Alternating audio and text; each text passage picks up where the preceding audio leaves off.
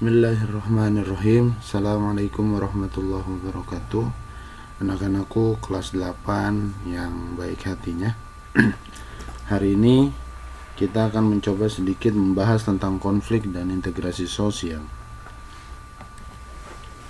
Ini adalah bagian materi tentang konflik dan integrasi sosial. Ketika kita berbicara tentang konflik, maka selalu ada hal yang akan kita bahas seperti pengertian, faktor penyebab, bentuk konflik itu sendiri, dan pengertian dari bentuk konflik itu sendiri. Kemudian ada integrasi sosial, bentuk integrasi, pengertian, faktor pendorong integrasi.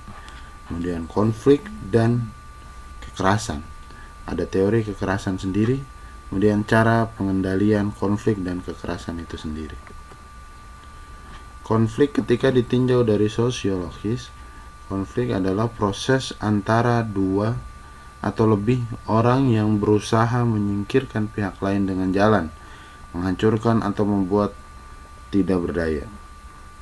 Surjono Sukanto menyatakan bahwa konflik adalah proses memenuhi tujuan dengan cara menentang pihak lawan, disertai ancaman dan kekerasan. Kemudian ada Louis Althusser, konflik adalah perjuangan nilai, kekuasaan dan sumber daya yang bersifat langka dengan maksud menetralkan, mencederai atau melenyapkan lawan. Kemudian ada Gilin dan Gilin, konflik yaitu proses interaksi yang berlawanan.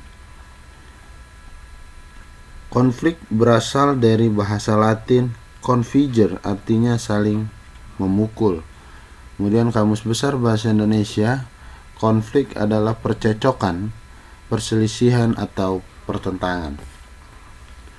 Faktor penyebab konflik antara lain adalah perbedaan antar individu, perbedaan dari segi sudut pandang dan pemikiran, kemudian perbedaan kebudayaan, perbedaan kepentingan, serta perubahan sosial. Konflik adalah antara atau dalam peran sosial, kemudian konflik antara kelompok sosial, konflik antara kelompok yang terorganisir dan tidak, kemudian konflik antar satuan nasional.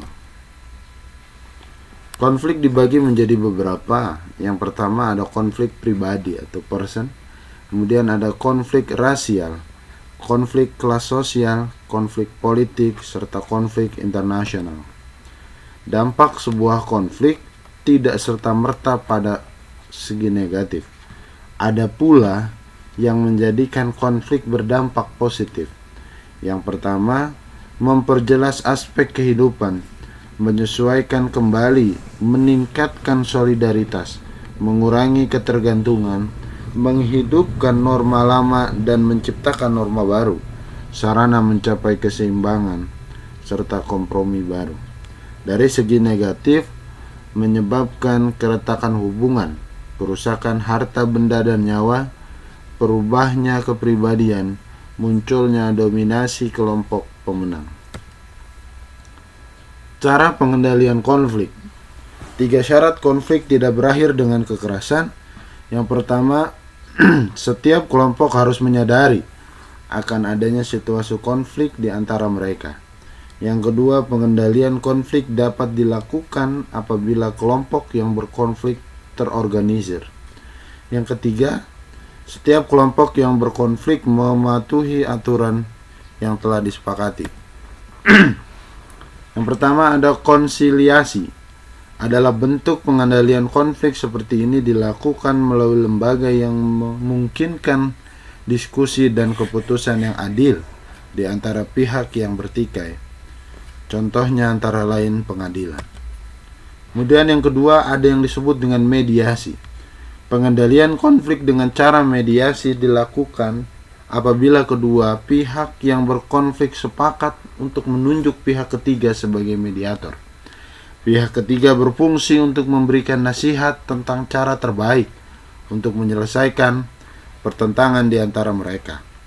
Nasihat tersebut tidak bersifat mengikat. Contoh, Dewan Perserikatan Bangsa-Bangsa. Masuk kepada pengertian integrasi sosial. Integrasi sosial adalah proses penyesuaian unsur-unsur yang berbeda dalam masyarakat menjadi satu kesatuan. Unsur yang berbeda tersebut meliputi perbedaan kedudukan sosial, ras, etnik, agama, bahasa, nilai, dan norma. Bentuk integrasi ada dua. Yang pertama, asimilasi, yaitu proses sosial yang ditandai dengan adanya usaha untuk mengurangi perbedaan yang ada di antara individu atau kelompok dalam masyarakat. Tidak lagi ada perbedaan antar individu karena batasan di antara mereka telah hilang. Seperti dengan rumus A ditambah B sama dengan C.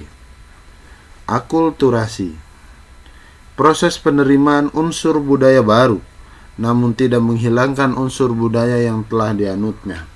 Contoh, A ditambah B sama dengan AB. Faktor pendorong integrasi sosial. Yang pertama, toleransi terhadap kelompok berbeda, kesempatan yang seimbang dalam ekonomi, sikap saling menghargai orang lain dengan kebudayaannya, sikap terbuka dari golongan yang berkuasa dalam masyarakat, persamaan dalam unsur kebudayaan. Sekian, terima kasih. Kurang lebihnya mohon maaf. Selalu tetap belajar meskipun di rumah. Billahi taufiq wal hidayah. Wassalamualaikum warahmatullahi wabarakatuh.